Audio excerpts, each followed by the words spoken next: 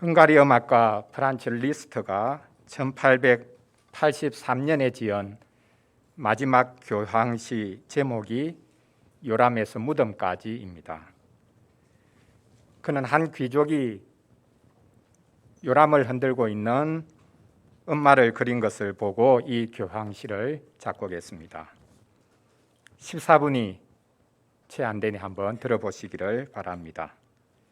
1악장은 요람인데 안단테의 잔잔한 선율로 시작하여 하프와 플룻이 어우러져서 흔들리는 요람을 노래합니다.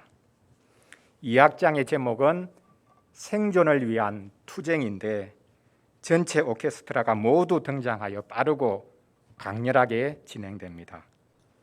마지막 3악장의 제목은 무덤으로입니다. 클라리넷이 시작을 이끌고 요람을 흔드는 처음 선율로 돌아가서 끝납니다. 이 요람에서 무덤까지라는 모토는 유럽의 사회복지 제도의 우월성을 드러내기 위해서 등장한 것입니다. 현대의 공공의료체계가 아무리 발전해도 이 요람에서 무덤까지를 감당하기가 어렵습니다. 왜냐하면 이제 의료의 영역은 전 세대로 확장이 되어졌기 때문입니다. 그래서 그 빈자리를 파고드는 것이 사적인 의료기관입니다. 사적인 의료기관과 함께 사적인 보험도 덩달아 의료의 빈자리를 채우려고 합니다. 그래서 가면 갈수록 가진 자와 가지지 못한 자의 건강의 질도 차이가 날 수밖에 없습니다. 어떤 국가가 그리고 어떤 의료기관과 보험이 요람에서 무덤까지 우리를 건강하게 또 안전하게 책임질 수 있겠습니까? 구호일 뿐입니다. 오늘 읽었던 시편 71편은 버리지 말아달라라는 시인의 간구가 반복되고 있습니다.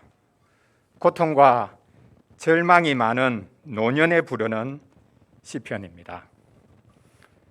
본 시편에 어떤 노인이 요람에서 무덤까지 자기를 책임져 주는 분에게 간구하고 노래하고 있습니다. 그래서 오늘 시편을 가지고 하나님은 우리가 늙었어도 버리지 않으신다라는 주제로 말씀을 전하려고 합니다. 왜 자기를 버리지 말아달라고 간구합니까? 첫째로는 모욕과 수치를 당하고 있으니 자기를 버리지 말아달라고 간구합니다. 둘째로는 다음 세대에 전할 것이 있기 때문에 다음 세대를 위해서 자기를 버리지 말아달라고 간구합니다. 마지막 세 번째로는 자신이 하나님의 의를 노래하도록 자신을 버리지 말아달라고 간구하고 있습니다. 모욕과 수치를 당하고 있으니 후세대에 전해줄 것이 있으니 하나님의 의를 노래할 수 있도록 자신을 버리지 말아 주십시오 라고 간절히 간구하며 그 간구가 끝나면 찬양이 계속 반복되는 방식으로 이 시편을 노래하고 있습니다. 먼저 첫째로 수치와 모욕을 당하니 저를 버리지 말아 주십시오 라고 간구하고 있는 오늘 시인의 마음을 살펴보겠습니다. 본 시편의 시인은 늙었더라도 자기를 버리지 말아달라고 간구합니다. 자신이 나이가 들었다는 것을 직접적으로 표현하고 있는 구절이 9절에 등장하고 있습니다. 늙을 때에 나를 버리지 마시며 내 힘이 쇠약할 때에 나를 떠나지 마소서. 지금 이 시인의 문제는 나이가 들어서 힘이 연약해졌다, 아무런 힘이 없다라는 것이 아닙니다. 이 시인은 늙었는데 지금 편안히 쉬지 못하고 있습니다. 사람들에게 계속해서 수치와 모욕을 당하고 있습니다. 그래서 본 시편이 시작할 때부터 시인이 외쳤습니다. 여호와여, 제가 죽게 피하오니 제가 영원히 수치를 당하게 하지 마소서. 7절에 보면 자기가 사람들에게 이상한 징조같이 되었다고 말하고 있습니다. 하나님, 저는 사람들에게 이상한 징조처럼 되었습니다. 그 말의 뜻은 그가 많은 사람들에게 주목의 대상이 되었다는 뜻입니다. 왜 주목의 대상이 되었습니까? 사람들에게 끔찍한 수치와 모욕을 당하는 자리에 섰다는 것을 간접적으로 말하고 있는 것입니다. 심지어 그의 원수들이 그를 엿보면서 그를 없애려고 합니다. 11절을 보십시오. 하나님이 그를 버리셨은즉 따라잡으라, 건질 자가 없다. 이것이 바로 하나님의 백성이 나이가 들었어도 늙었어도 겪는 일입니다. 나이 든다고 쉬워지는 것이 없습니다. 나이 든다고 안전해지는 것도 아닙니다. 나이가 든다고 편해지는 것도 아닙니다. 자, 우리 친구들, 하나님을 믿는 우리가 가장 크게 부끄러움을 당하는 것이 무엇이겠습니까? 자, 하나님을 믿는 우리가 안 믿는 사람들에게 가장 크게 부끄러움을 당할 수 있는데 그게 뭐겠습니까? 안 믿는 사람들이 우리를 향해서 뭐라고 말할 때 그게 가장 수치가 되고 부끄러움이겠습니까? 하나님이 너를 버렸다. 그렇게 말하는 것만큼 우리에게 큰 수치가 없을 것입니다. 우리가 성공하지 못하는 모습을 보고 하나님이 너를 버렸다라고 말할 수도 있습니다. 하는 것마다 안 되고 손대는 것마다 실패하니 하나님이 너를 버린 것 아니냐? 하나님 믿는다며? 하나님이 왜 함께하지 않아? 왜 하나님이 도와주지 않아? 이렇게 말하는 것만큼 우리에게 수치스러운 일이 어디에 있겠습니까? 우리가 손대는 것마다 황금으로 변하는 마이다스의 손이 아니라 마이너스의 손이 됩니다. 그래서 스스로 내가 나 자신을 향해서 하나님이 나를 버렸다, 이렇게 말할 수밖에 없을 수도 있습니다. 이때 우리는 속지 말아야 합니다. 우리가 하는 일이 잘 안 된다고 하나님이 우리를 버리신 것이 아닙니다. 늙었는데도 일생을 뒤돌아보니 한 것이 아무것도 없구나 라고 생각하면서 낙심할 필요도 없습니다. 마귀가 우리를 향해서 하나님 너를 버렸어, 이렇게 말할 때 그 마귀를 향해서 소리치시기를 바랍니다. 너가 뭘 안다고 그러냐? 하나님은 나를 버리시지 않으셔.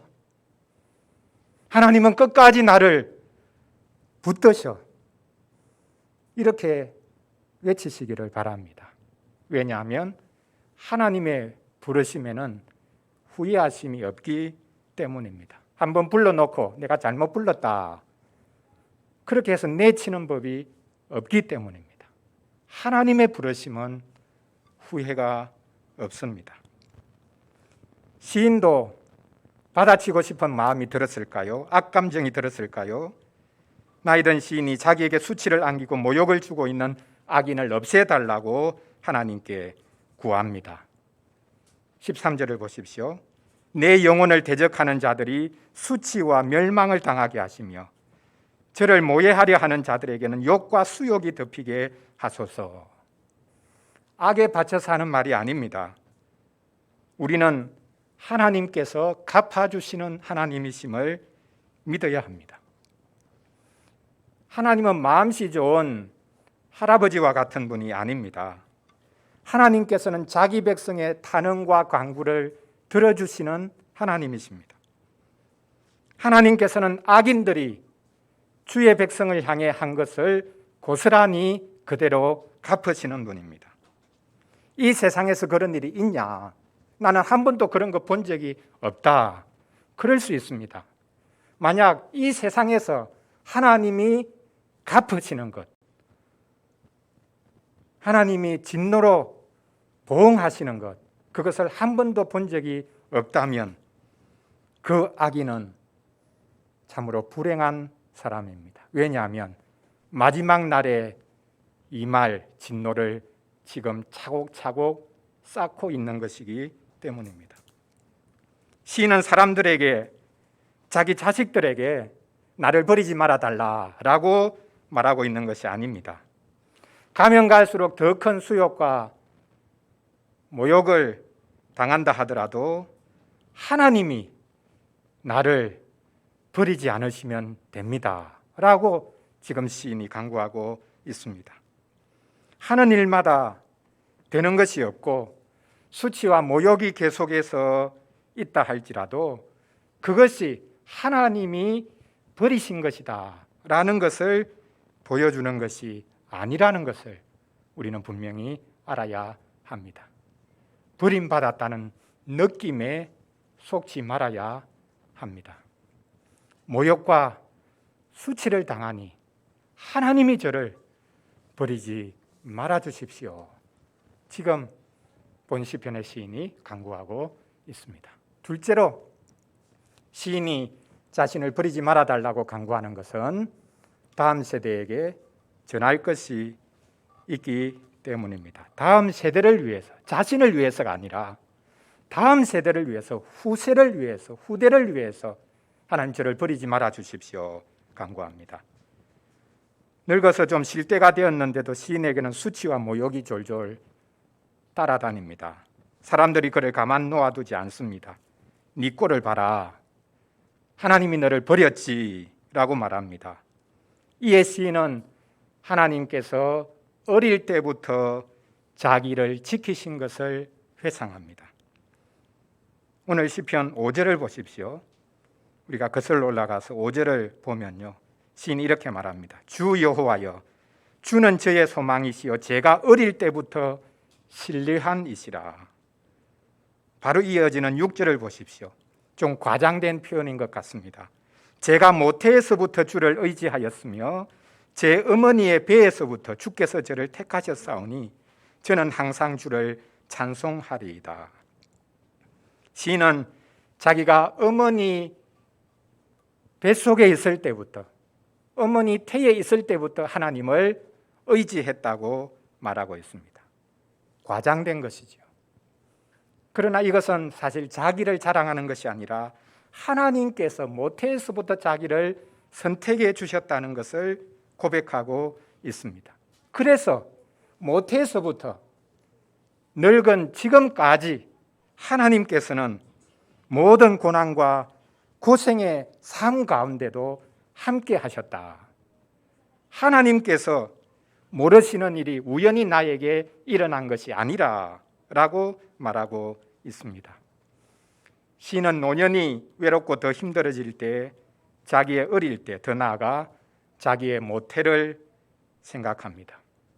그렇지, 하나님께서 나를 지으시고 하나님께서 나를 선택하셨지.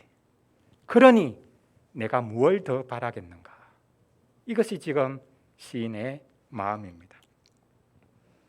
17절을 보면 나이든 시인이 다시 한 번 더 자신의 어릴 때를 회상합니다.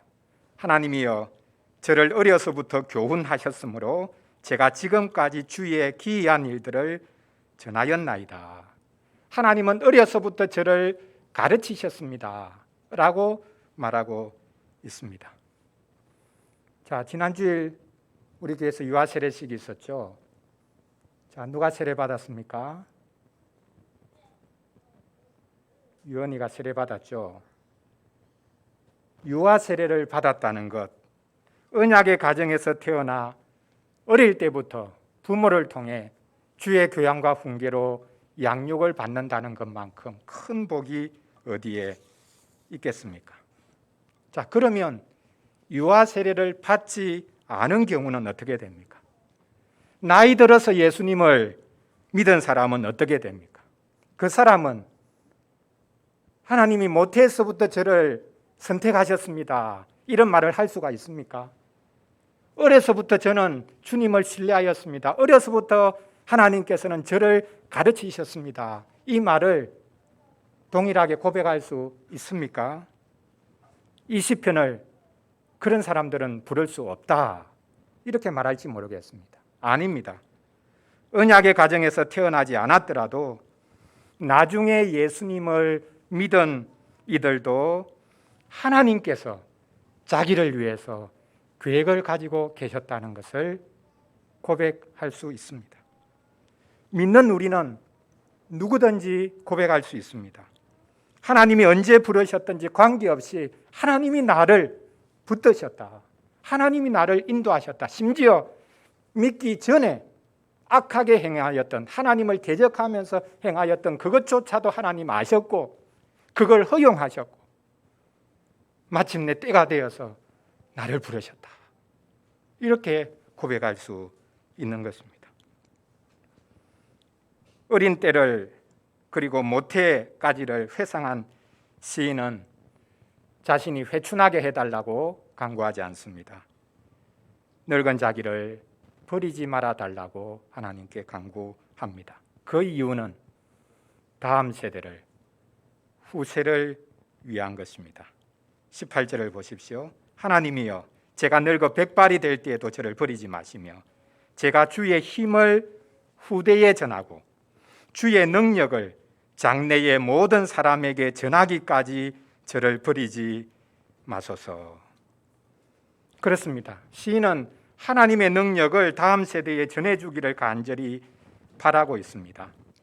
아니, 어떻게 육체적으로도 아무런 힘이 없고 기억력도 점점 사라지는 이 시인이 지금 다음 세대에게 뭔가를 잔뜩 전해주겠다고 하는 것, 욕심이 아닐까요? 도대체 뭘 전해주겠다는 것입니까? 하나님의 능력을 내가 후세에 전해주겠다. 그래서 저를 마지막까지 붙잡아 주세요. 저를 버리지 말아 주세요. 라고 말하는데요. 너무나 역설적인 상황 아닙니까? 힘이 없는 사람이, 아무것도 할 수 없는 사람이 하나님의 능력을 전하겠답니다. 어떻게 그를 통해 하나님의 능력이 전해질 수 있습니까? 평생 하나님을 의지하며 가장 연약한 모습으로 살았던 그 삶 자체가 하나님의 능력을 전하는 것입니다. 아무것도 할 수 없을 때, 수치와 모욕을 계속해서 당할 때 하나님의 능력은 더 분명하게 나타납니다. 그래서 이 시인은 다음 세대를 위해서, 다음 세대에게 가장 그럴듯하지 않은 모습인지 모르겠지만 하나님의 능력을 전해야 되겠사오니 저를 버리지 말아 주십시오 라고 간구하고 있습니다. 오래오래 잘 먹고 잘 살기를 구한 것이 아닙니다. 나이 든 세대는 하나님이 하신 일을 후세대가 알도록 마지막까지 자기를 버리지 말아 달라고 간구합니다. 이것이 나이 든 세대의 사명이요 또 지혜입니다. 자, 마지막 셋째로 자기를 버리지 말아 달라라고 간구하는 것은 하나님의 의를 계속해서 노래하도록 저를 버리지 말아 주십시오. 하나님의 의를 저는 찬송하기 원합니다. 하나님의 의가 나타나는 것을 제가 보기를 원합니다. 라는 마음에서 저를 버리지 말아 달라고 간구하는 것임을 볼 수 있습니다. 나이 든 시인이 하나님께 구하죠. 치매에 걸리지 않게 해달라고 구한 것이 아닙니다. 인간의 존엄성을 잃지 않은 채로 죽게 해달라고 구한 것이 아닙니다. 시인은 하나님께서 그분의 의로 자신을 건져달라고 구하고 있습니다. 자, 우리가 읽었던 본문을 거슬러 올라가서 2절을 한번 보십시오. 주의 의로 저를 건지시며 저를 풀어주시며 주의 귀를 제게 기울이사 저를 구원하소서. 지금 시인은 악인들의 악행을 목도하면서 하나님의 의를 간절히 사모합니다. 악인들의 악행이 계속될수록 하나님의 의가 나타나기를 그는 간절히 구하고 있습니다. 나이가 들면 의로움에 대해 무뎌질 수 있습니다. 젊을 때는 정의를 부르짖다가 나이가 들면 바뀌지 않는 현실을 아니까 보수적이 되어서 의를 추구하거나 의를 부르짖지 않습니다. 그러나 이 시편의 시인은 나이가 들었어도 하나님이 입혀주신 의를 포기하지 않으려고 합니다. 하나님께서 정의롭게 심판해 주십시오 라고 그는 마지막까지 구하고 있습니다. 늙은 시인은 하나님께서 그분의 의로 자기를 구원해 주시고 자기를 구출해 주신다는 것을 알았습니다. 그래서 처음부터 끝까지 자기를 구해달라고 하지만 사실은 하나님의 의를 제가 노래하고 싶습니다 라고 간구하고 있는 것을 볼 수 있습니다. 오늘 본문 15절을 보십시오. 자, 여기 우리 친구들 두 가지가 동시에 등장하는데요. 공의와 또 무엇이 함께 등장합니까? 공의와 구원이 함께 등장하죠. 제가 측량할 수 없는 주의 공의와 구원을 제 입으로 종일 전하리이다. 지금 나이든 시인은 하나님의 측량할 수 없는 정의 그리고 하나님의 측량할 수 없는 구원을 종일토록 자랑하고 있습니다. 자기를 자랑하는 것이 아닙니다. 하나님께서 그분의 의로 자기에게 구원을 베풀어 주셨다라는 것을 자랑하고 지금 노래하고 있습니다. 나이가 들면 그래도 자신이 이 부분에서만큼은 나는 잘 살았지라고 한쪽 마음구석에 생각하는 것이 있을 것입니다. 나는 그래도 열심히 살았다. 이것을 자랑하는 것이 아닙니다. 그래도 나는 의롭게 살려고 애를 썼지. 그런데도 나는 늘 당했어. 이렇게 생각할 수 있습니다. 피해의식에 사로잡힐 수 있습니다. 그러나 본문의 시인은 하나님은 의로우시다 라고 노래하고 있습니다. 하나님께서 하시는 모든 일은 옳습니다 라고 노래하고 있습니다. 하나님은 당신의 의로 저를 구원해 주셨습니다 라고 노래하고 있습니다. 이것이 곱게 나이가 들어가는 것입니다. 노욕에 물들지 않고 주님을 바라보는 것입니다. 우리가 연로한 분들의 입에서 그리고 그분들의 몸에서까지 하나님이 옳아요.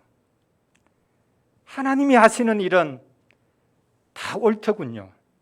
이런 말을 듣고 이것을 우리가 볼 수 있게 된다면 얼마나 복된 것이겠습니까? 시인이 계속해서 하나님의 의로운 분이라고 노래하는 것을 들어보십시오. 19절입니다. 하나님이여 주의 의가 또한 지극히 높으시니이다. 하나님이여 주께서 큰 일을 행하셨사오니 누가 주와 같으리까? 사람들은 자신들의 업적을 쌓아가지만 하나님의 의로우신 만큼 높은 것이 없습니다. 사람들은 자신의 의로움으로 다른 사람을 내칩니다. 자신이 옳다고 생각하는 것만큼 그 옳은 것에 합당하지 않은 사람은 무조건 내치려고 합니다. 그러나 하나님의 의는 다릅니다. 하나님의 지혜는 측량할 길이 없습니다. 놀랍게도 하나님의 의는 신상필벌의 의가 아닙니다. 잘한 사람에게 상 주고 못한 사람에게 벌 주는 딱 그만큼만, 그 사람이 한 것만큼만 갚아주는 의가 아닙니다. 하나님의 의는 일한 것이 없어도 일했다고 여겨주시는 의입니다. 우리가 아무것도 한 것이 없어도 우리가 한 것처럼 여겨주시고 받아주시는 의입니다. 그래서 우리는 손도 안 대고 코를 풀 수 있게 되었습니다. 그 하나님의 의를 이루기 위해 그리스도께서 우리와 똑같은 인간으로 사셨고 그리스도께서 하나님께 온전히 순종하셨습니다. 하나님은 그분의 언약적인 의로 우리를 구원하십니다. 하나님은 그분의 언약적인 의로 내가 너 하나님 되어줄게 스스로 찾아오셨던 그 하나님, 그분 자신의 의로 평생 우리를 인도하시고 붙들어 주십니다. 우리가 연약해도, 우리가 못나도, 우리가 한 것이 아무것도 없어도 하나님은 그분의 의로 불쌍해서 구원해 주시는 것이 아니라 그분의 의로 우리를 구원해 주십니다. 시인은 하나님의 의로우심을 무시하는 이들의 결국도 노래하고 있습니다. 자, 오늘 시편 1편 71편 제일 마지막 부분이 어떻게 끝나는 줄 아십니까? 마지막 절을 보십시오. 제 혀도 종일토록 무엇을 읊조린다고요? 주의 의를 작은 소리로 읊조리오리니. 그러나 어떻게 끝납니까? 저를 모해하려 하던 자들이 수치와 무한을 당함이니이다. 야, 뒷것이 있구나. 이렇게 생각할지 모르겠습니다.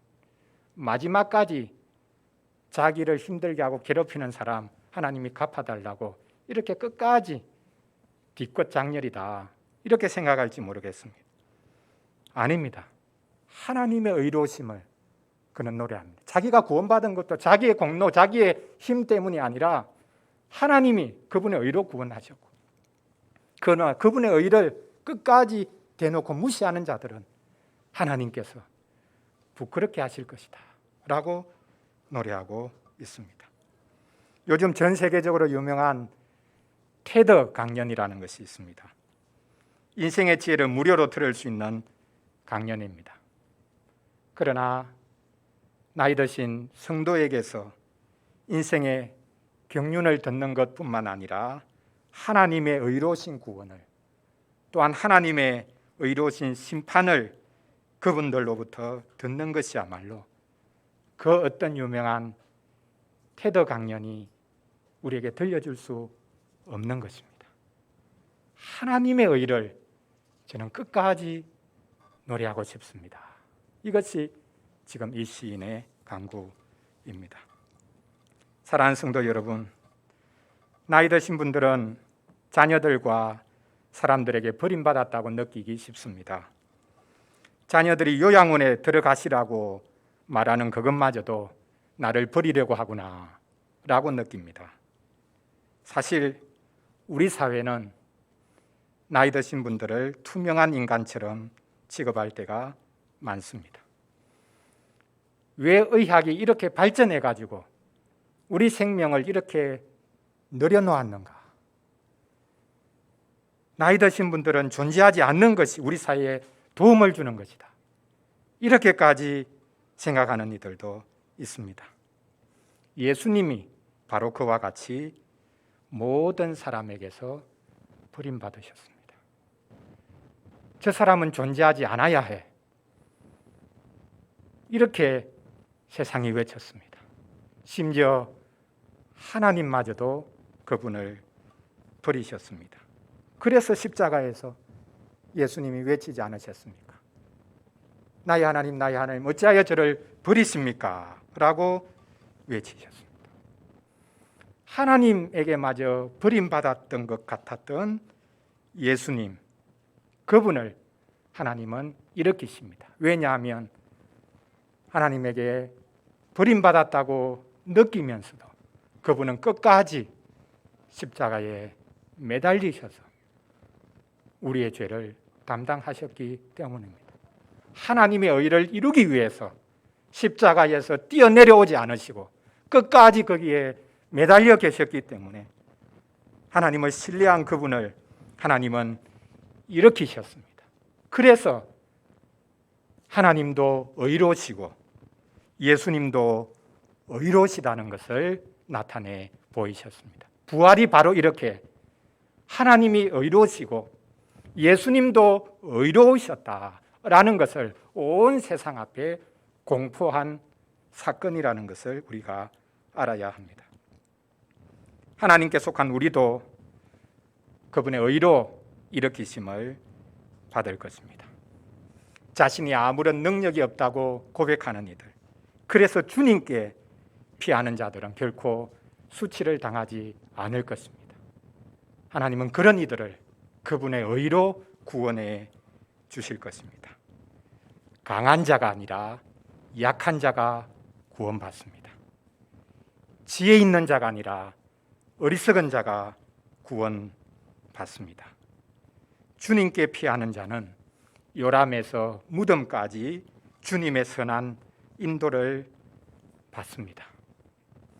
우리 젊은 친구들도 나이 드신 분들을 보면서 자신의 능력과 의로움이 아니라 하나님의 의로우심, 하나님의 능하신 손길을 볼 수 있다면 그것이 참 복이 될 것입니다. 왜냐하면 우리는 같은 길을 걸어가게 될 것이기 때문입니다. 주 안에서는 나이 드신 분들이나 젊은이들이 똑같습니다. 하나님이 우리 모두를 주의 선한 손길로 늘 인도하시고 붙들어 주시기를 바랍니다. 기도하겠습니다.